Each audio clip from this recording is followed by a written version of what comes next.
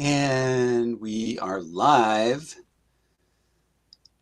December 11th, 2024 for another episode of the Resilience and Trauma Fitness podcast.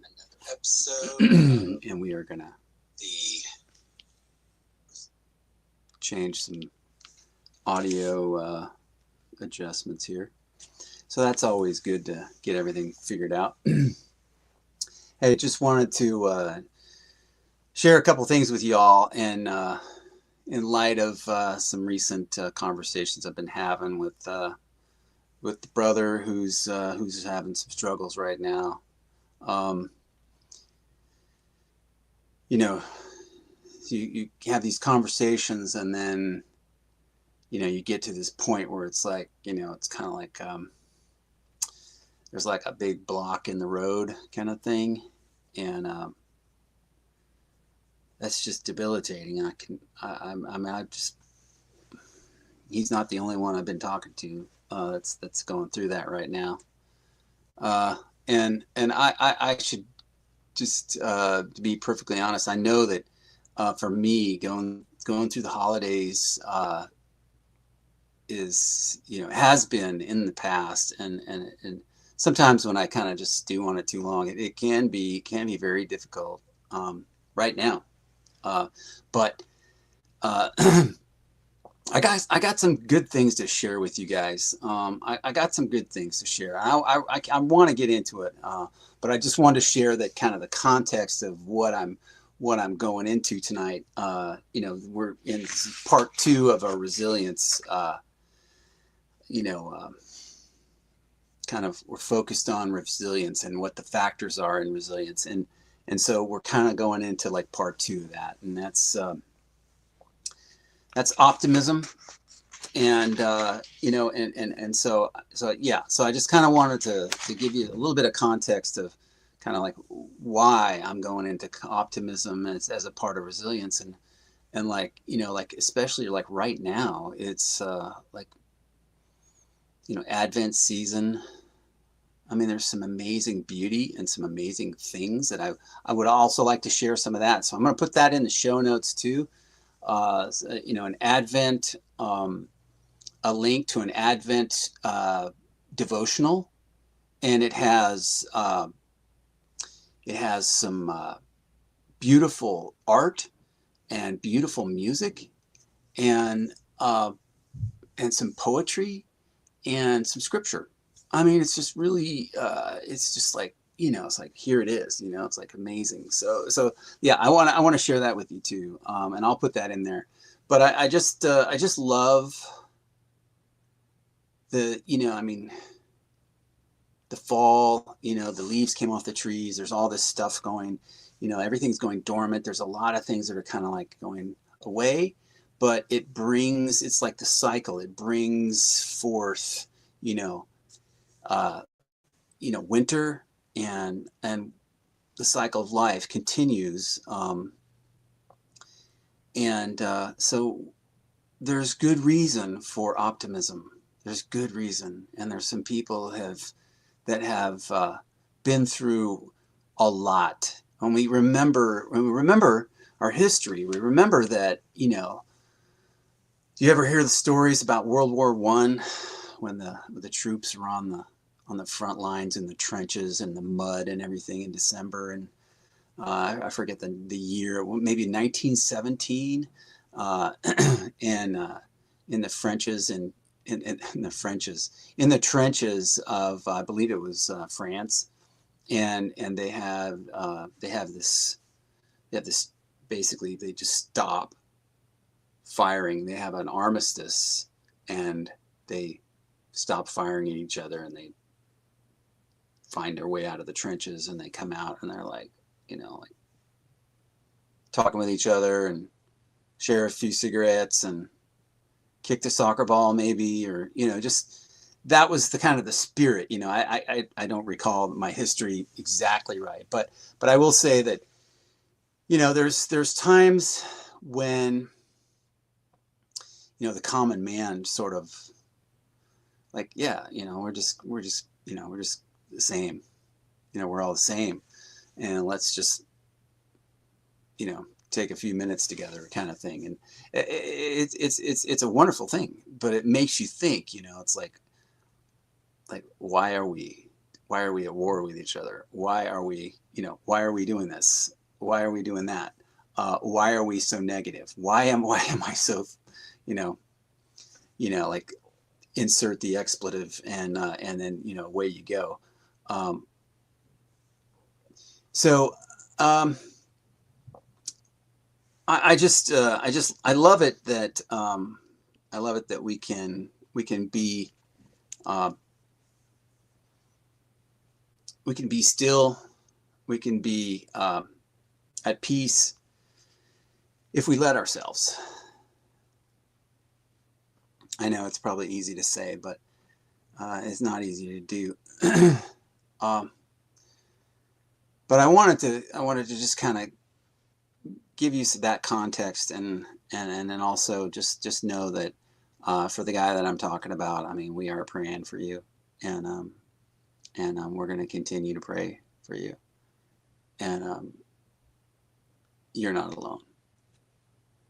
So yeah, and I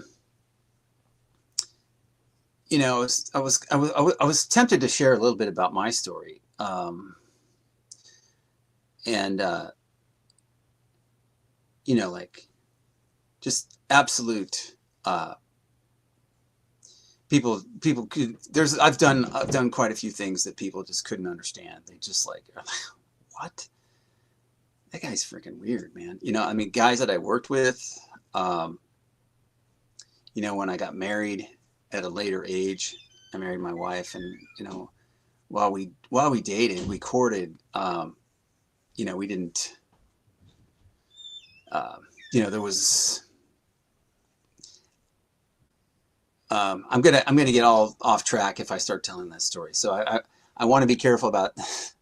I'll tell you that story another time, and again, it's a good story, but it's probably not appropriate for tonight.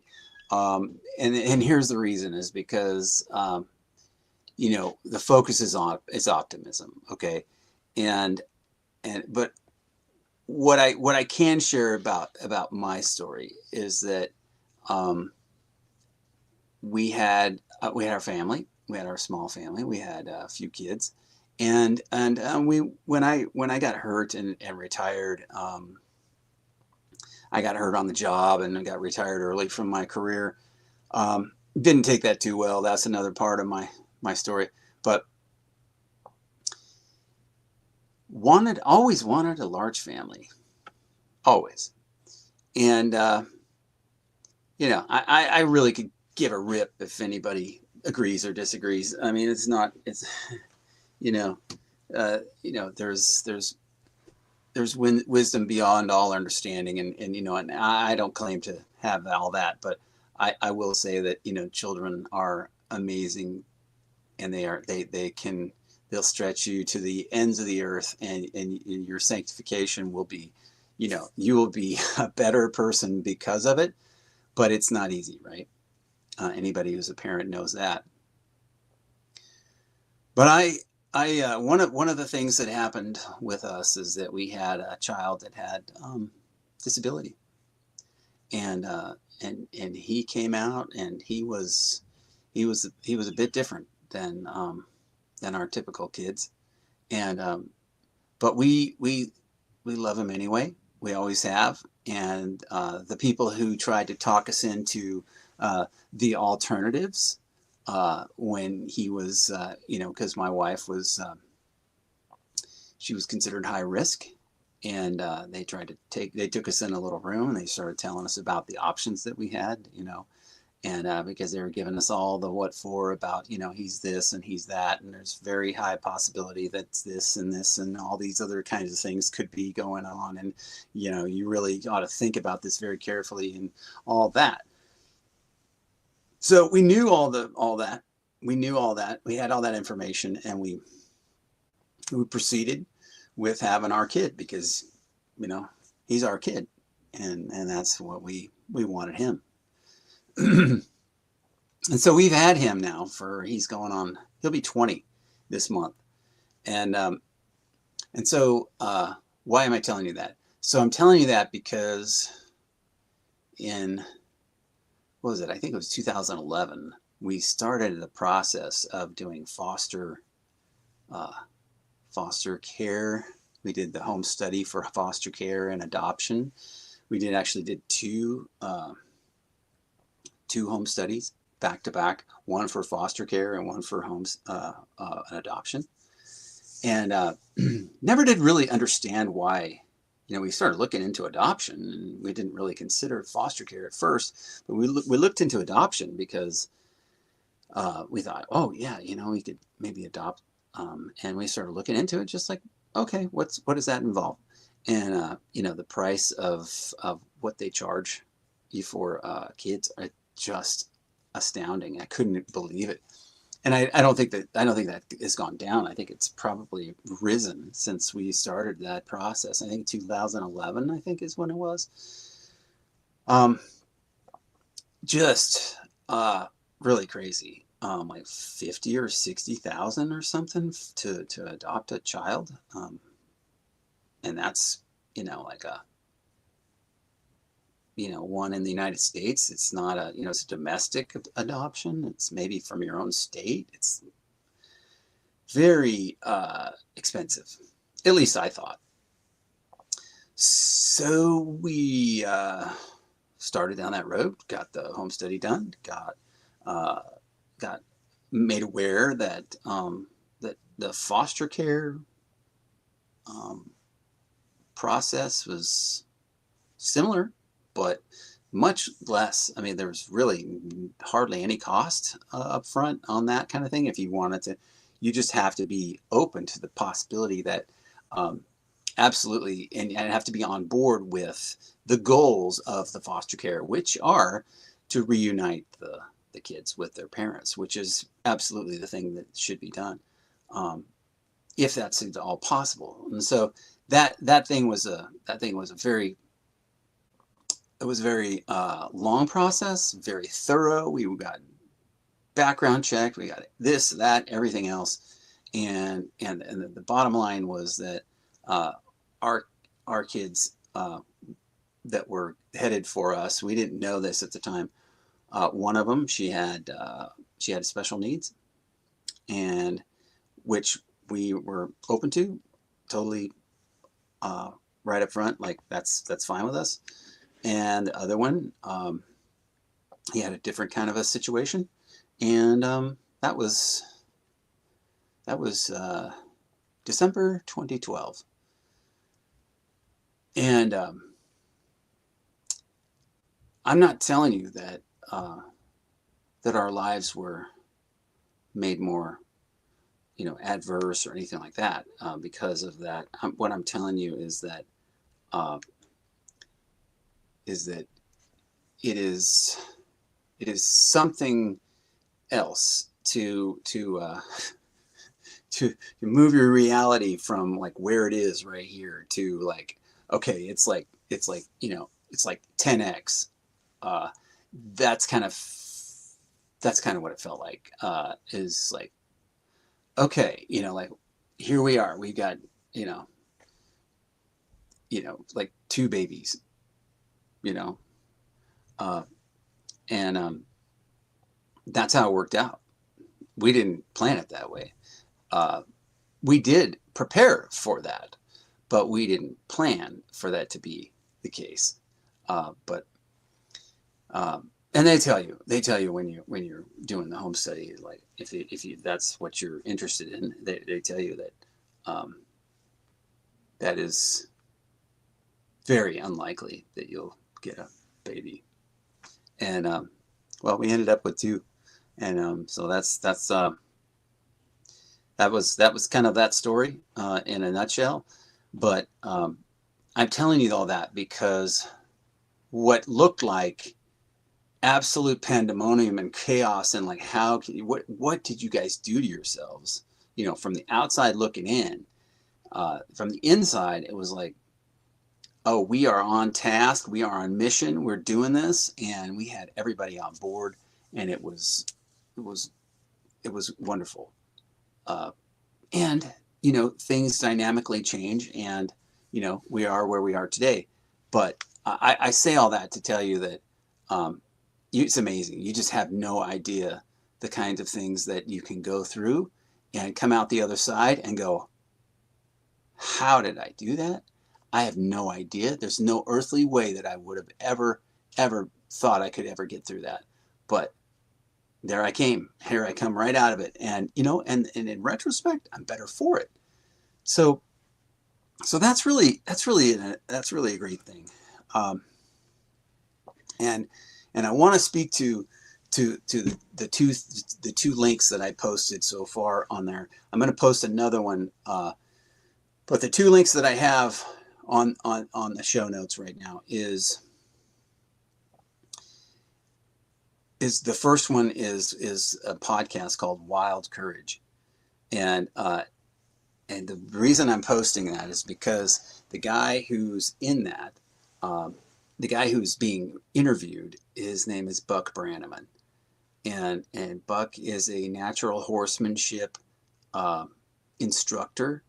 He's famous in what he does. He's one of the best in the world at what he does, and he was trained by some really amazing guys too. And he gives them credit. He is world class at natural horsemanship. So if you know about training horses and you've heard of him, it's a great interview because he talks about adversity. He talks about quite a bit of stuff. It's a great listen. The second link is the documentary that was done on him, I believe almost 10 years ago. And if you haven't seen that one, there's a way that I recommend that you see it, but there's a way that I would recommend that you watch the movie, okay, the documentary. And it is a documentary about him and his horse training and some of the stuff that goes on with the people that he's training. So you get to see horse training, okay? You get to see how he handles people, and you get to see some of the lessons that he learned growing up in foster care and the situation he came out of that led him to go into foster care, him and his brother. It's absolutely fascinating to watch it on several different levels. I recommend it. I've never heard of anybody who's taken away the kind of things that I've taken away from that movie, but I will tell you, it is something to watch. You'll be just sitting there going like, oh my goodness. So I want to launch you into that stuff, but I think as I go into some of this stuff I'm gonna cover right now, I'm gonna ask you to kind of keep those things in mind that I'm sharing with you as you go into those links that I put into the show notes. Okay. And so, circle back now to the optimism and how it's part of resilience and how we just are better for remembering that it's a thing that's not that far away. We don't have to have it be like I'm in so deep, so I'm in such a deep rut. I can't ever come out of it.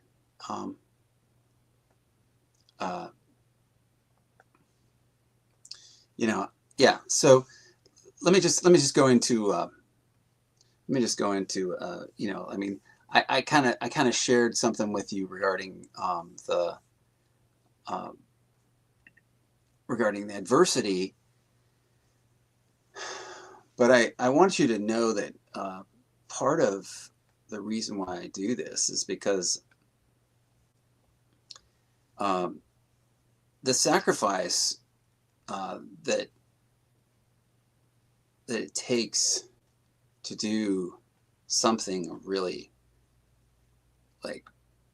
that lasts, something that's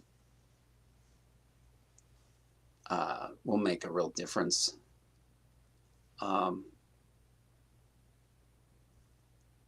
Those are not the shiny, glowing light, neon kind of things. Those are not things that typically make a lot of money.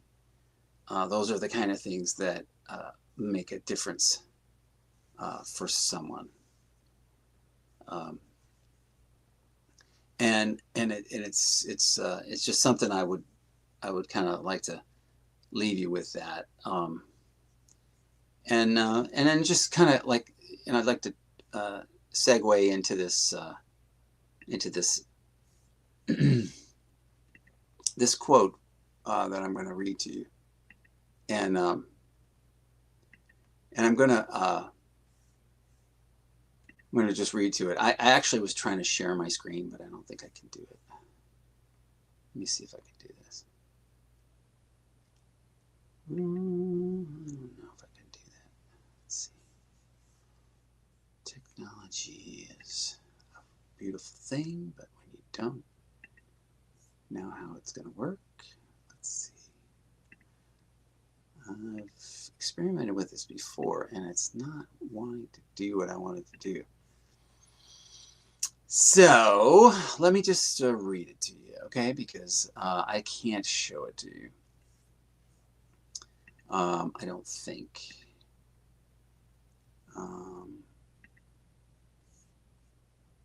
Nope, not going to be able to present it. Okay, so here we're just going to go ahead and just cover this right here. This is a quote by a woman named Helen Keller. And for those of you young people who are ever listening to this, you may not even know who she is. It was written in 1930.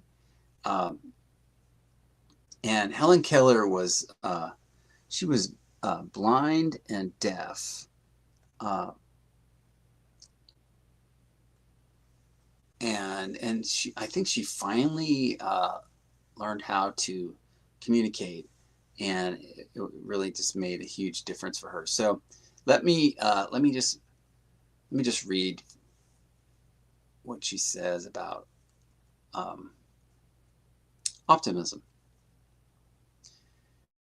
She said, "A man must understand evil and be acquainted with sorrow before he can write himself an optimist and expect others to believe that he has reason for the faith that is in him. I know what evil is. I can say with conviction that the struggle which evil necessitates is one of the greatest blessings. It makes us strong, patient, helpful men and women. It lets us into the soul of things and teaches us that though the world is full of suffering, it is also full of the overcoming of it. My optimism, then, does not rest on the absence of evil, but on a glad belief in the preponderance of good and a willing effort always to cooperate with the good, that it may prevail. I try to increase the power God has given me to see the best in everything and everyone, and make that best a part of my life."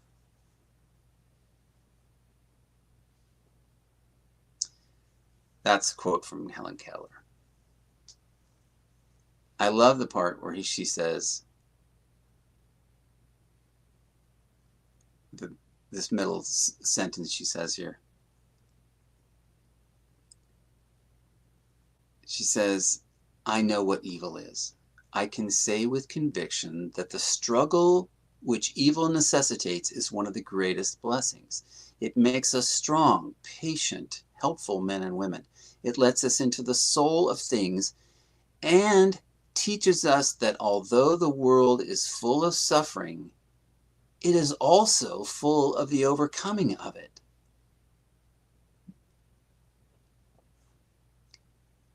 So, do you see any optimism coming from a woman who grew up blind and deaf her whole life?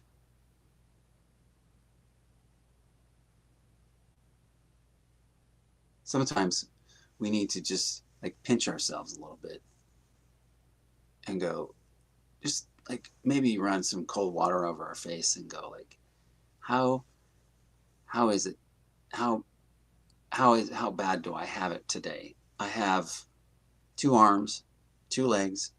I can, you know, I have food to eat maybe. Um, if I don't, what kind of, what kind of support system do I need to help me with this? How can I reach out? There's options. Where can I find work? Can I not find work? Can I, how do I do this? I mean, brothers, I have overcome obstacles. I was hurt on the job and I didn't know what was going to happen to me after that.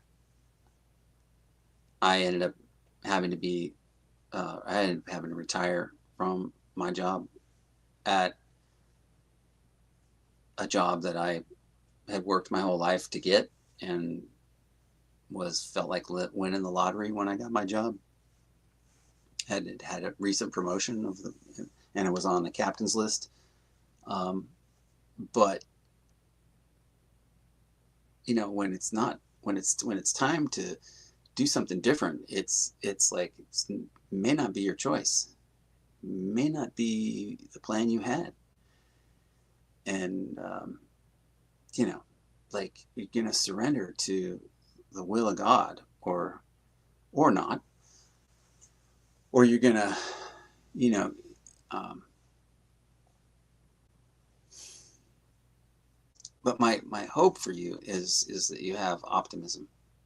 My hope for you is that you have hope, is that you can see that there is another way. There isn't only just one way. There isn't just one choice or one alternative. It's not just like this or this. No, maybe you're in so deep and you can't see that there's more, options. There's more hope than you're giving yourself credit to be able to see. Maybe you can't see it because you need some help seeing it. And it's okay to ask for some help. So, do I have all the answers? Hell no. But I can tell you this.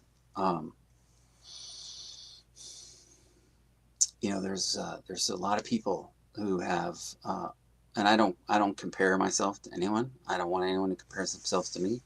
There's a lot of people who have it a lot worse than I do. And I've read some of the stories, and I've heard some of the stories. I've been through some of the around the fire with the guys at the COE. Yeah, we all have a story. It's freaking dark. It's very dark. But we don't have to stay there.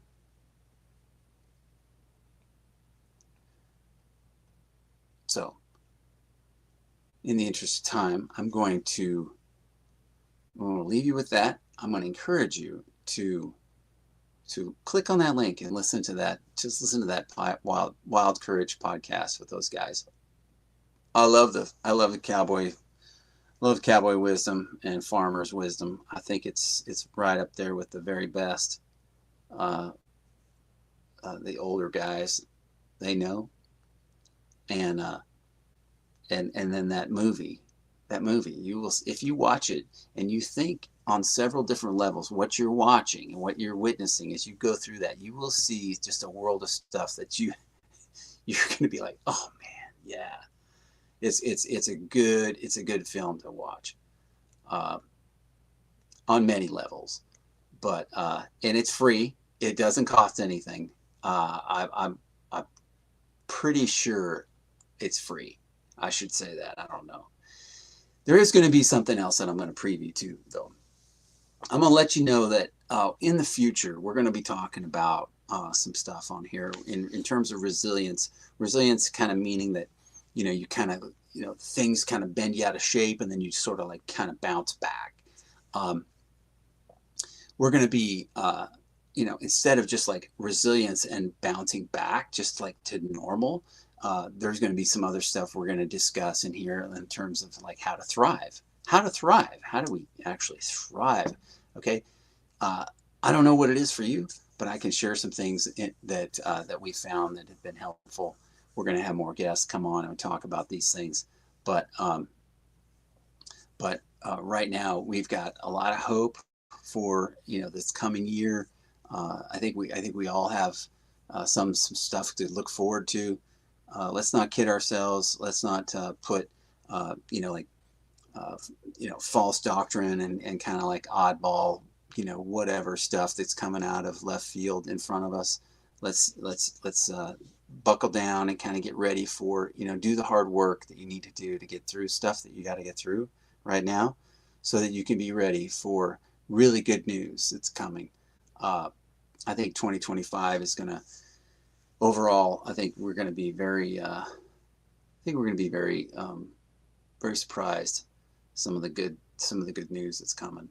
So that's my hope. At least I'm optimistic there. Yeah, maybe I'm smoking crack. I don't know. We'll see. But yeah, and I'm looking forward to having some of you guys come on here. I know you guys know, some of you know who you are. And anyway, I just also like to put a shout out to Sad Team 6. It's a new group. A friend is putting together, and I like I said, just looking forward to some of this stuff, and we'll see where it goes. But with that, I will continue to keep you guys in prayer, and I appreciate you. So anyway, that's it. Have a great evening, and we'll talk to you all soon. All right.